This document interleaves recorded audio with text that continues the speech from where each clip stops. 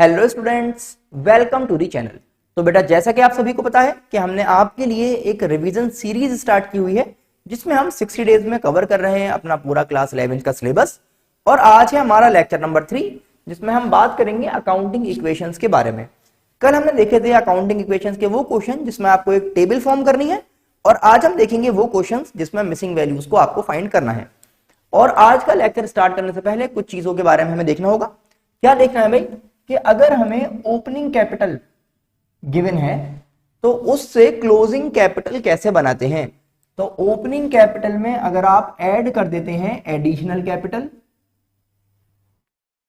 इसमें आप अगर ऐड कर देते हैं प्रॉफिट्स एंड गेन्स,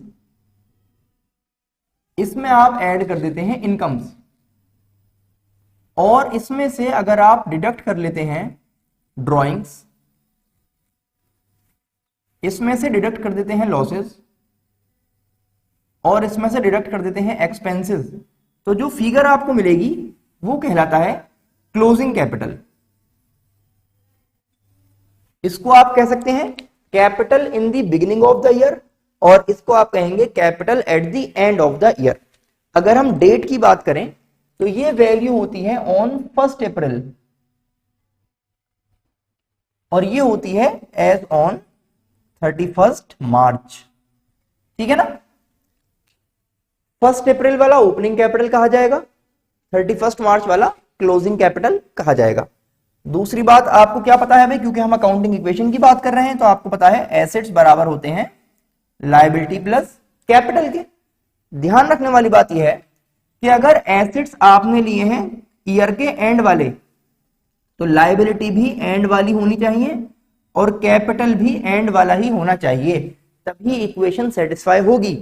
या फिर अगर एसेट्स लिए हैं ओपनिंग वाले यानी कि बिगिनिंग ऑफ द ईयर वाले तो लायबिलिटीज भी बिगिनिंग वाली होनी चाहिए और कैपिटल भी बिगिनिंग वाला ही चाहिए, तभी इक्वेशन सेटिस्फाई हो पाएगी। और एक बात और हमें क्या पता होनी चाहिए, वर्ड सुनेंगे नेट वर्थ।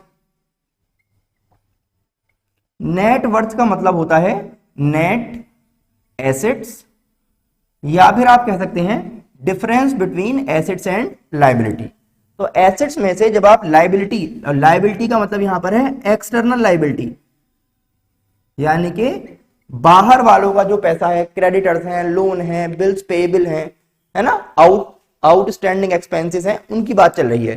तो ये आपको 2-3 चीजें अगर पता है, क्या क्या, कि ओपनिंग से क्लोजिंग कैसे बनाना है, एक ये वाली बात इक्वेशन सेटिस्फाई कब होगी, और एक ये। तो इसकी हेल्प से हम उन क्वेश्चंस को देख सकते हैं जो आज हमें यहां पर आपको करवाने हैं। कौन से क्वेश्चंस हैं भाई, कुछ मिसिंग वैल्यूज हैं, उनको फाइंड करना होता है। आइए स्टार्ट करते हैं। तो देखिए फर्स्ट क्वेश्चन आज हमारे पास है, if total assets of a business are rupees 1,30,000 and its net worth is 80,000 rupees, calculate करने हैं क्रेडिटर्स। तो क्रेडिटर्स की बात कर रहे हैं, हमें पता है कि क्रेडिटर्स जो हैं वो लायबिलिटी का पार्ट है। तो अब आप देखेंगे हमें नेट वर्थ गिवन है। नेट वर्थ का मतलब हो गया, अभी आपको बताया गया, एसेट्स और लायबिलिटी का डिफरेंस। इसका मतलब एसेट माइनस लायबिलिटी की वैल्यू दे रखी है, कितनी वैल्यू है 80,000, जबकि एसेट्स कितने के हैं 1,30,000, और लायबिलिटी यानी कि क्रेडिटर्स कितने हो जाएंगे वो हमें नहीं पता।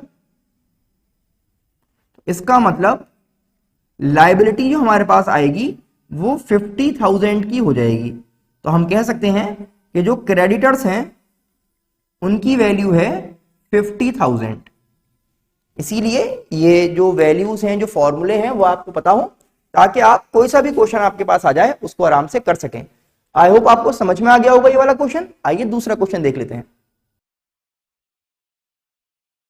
देखिए एक और क्वेश्चन हमारे पास है, Faiz started business on 1 April 2022 with a capital of ₹10,000 and borrowed ₹3,000 from a friend.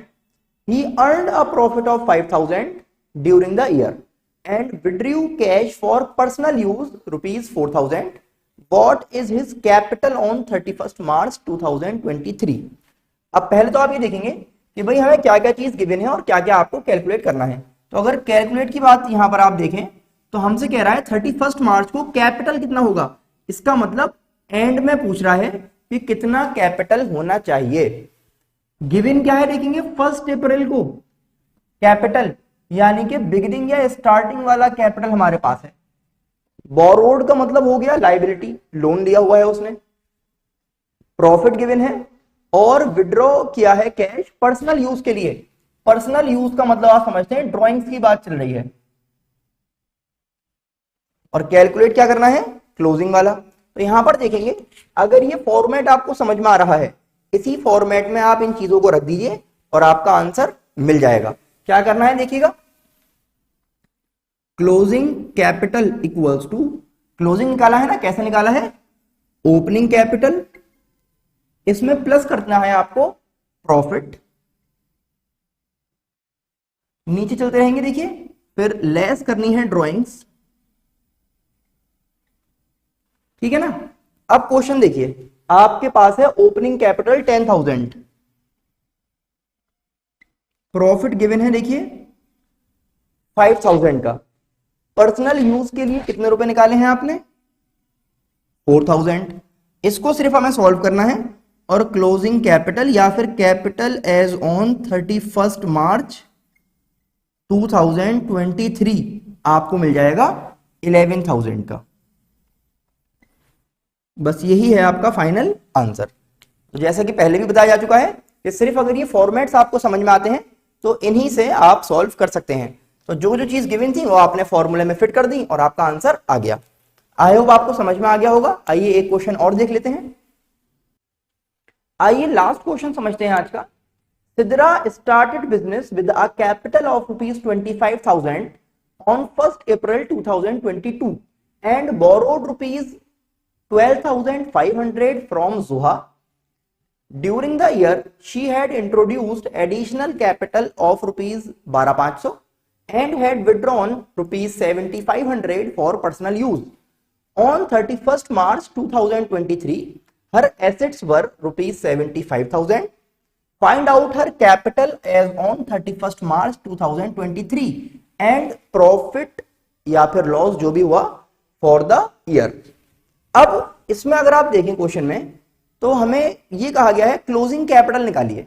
तो क्लोजिंग कैपिटल कहां से निकलेगा भाई, एक तो तरीका ये है आपके पास है ना, और एक तरीका देखिए यहां पर भी है कि अगर क्लोजिंग एसेट्स हमें पता है, क्लोजिंग लायबिलिटी हमें पता है, तो हम उससे क्लोजिंग कैपिटल कैलकुलेट कर सकते हैं।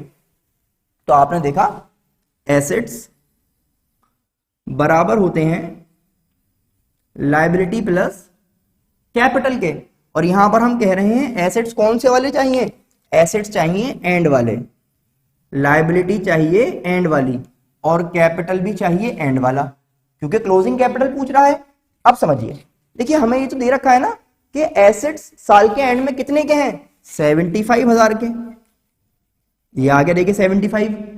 लायबिलिटी की बात कर रहे हैं तो याद करेंगे इन्होंने अपनी फ्रेंड से 12,500 रुपए लिए थे, तो 12,500 का एक लोन हो गया ना, और पूरे क्वेश्चन में ये नहीं बताया कि आपने वो लोन वापस कर दिया।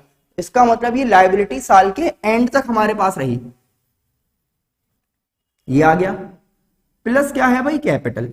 अब हम ये कह सकते हैं कि कैपिटल हो जाएगा, कितना हो जाएगा, दिस माइनस दिस। जब इसको इसमें से माइनस कर देंगे आप तो वैल्यू बचेगी 62500। ये आ गया आपका कैपिटल एट दी एंड। एक आंसर आपने कैलकुलेट कर लिया। दो चीज पूछी गई थी कि भाई क्लोजिंग कैपिटल बताइए और अब बताइए प्रॉफिट या लॉस कितना है, तो आप प्रॉफिट या लॉस की तरफ चलते हैं। तो आप सोचेंगे कि भाई प्रॉफिट या लॉस का जो नाम है वो किस फॉर्मूले में है, तो देखिए यहां पे नजर आ रहा है आपको, है ना। अब हमारे पास जो भी है ना उसको यहां पर फिट करके देखेंगे जरा। तो आप ये कह रहे हैं कि क्लोजिंग कैपिटल होता है ओपनिंग कैपिटल प्लस प्रॉफिट्स, और इसमें से आपको देखिएगा जरा आगे चलेंगे तो माइनस करनी है ड्राइंग्स, ठीक है ना। अब देखिए हमारे पास क्वेश्चन में क्या क्या है। क्लोजिंग कैपिटल हम यहां से ला चुके हैं, कितना लाए थे, 62500 का। ओपनिंग भी देखिए हमारे पास है 25,000 का। प्रॉफिट तो हमें पता ही नहीं है, उसको कैलकुलेट करना है। लेकिन ड्राइंग्स हमारे पास हैं, ड्राइंग्स आप देखेंगे ड्राइंग्स हैं 7500 की, तो माइनस कर देंगे 7500 और देखेंगे कि आपके पास एडिशनल कैपिटल भी यहां पर है, तो फॉर्मूले में देखेंगे एडिशनल कैपिटल का भी जिक्र है, तो इसमें ऐड कर देते हैं एडिशनल कैपिटल को, और ऐड कितना होगा 12500। 12500 ऐड करने के बाद अब टोटल क्या फिगर हमारे सामने आएगी वो देखते हैं। तो प्रॉफिट हो जाएगा, इसमें से इन सबको माइनस करना है, तो अगर आप देखें तो दिस प्लस दिस हो गया 37,500, जिसमें से अगर 7500 चले गए तो आप कहेंगे 62500 माइनस क्या माइनस करना है भाई 30,000। क्यों आया 30? दिस प्लस दिस हो गया 37500 माइनस हो गया 7500, तो 30,000 रुपए बचे। और अब आप कह पाएंगे कि अल्टीमेटली प्रॉफिट कितना है 32500 का। कितना प्रॉफिट है भाई 32500। आई होप आपको समझ में आ गया होगा किस तरह से इन क्वेश्चंस को सॉल्व करना है जिनमें मिसिंग वैल्यूज को कैलकुलेट किया जाएगा। अब आपको करना क्या है बेटा, इसको देखिए समझिए, इसकी प्रैक्टिस कीजिए, अपने फ्रेंड्स को जरूर शेयर कर दें, चैनल को सब्सक्राइब करना बिल्कुल भी ना भूलें। हम फिर मिलेंगे आपसे लेक्चर नंबर 4 के साथ। Till then keep learning, keep sharing, thanks for watching.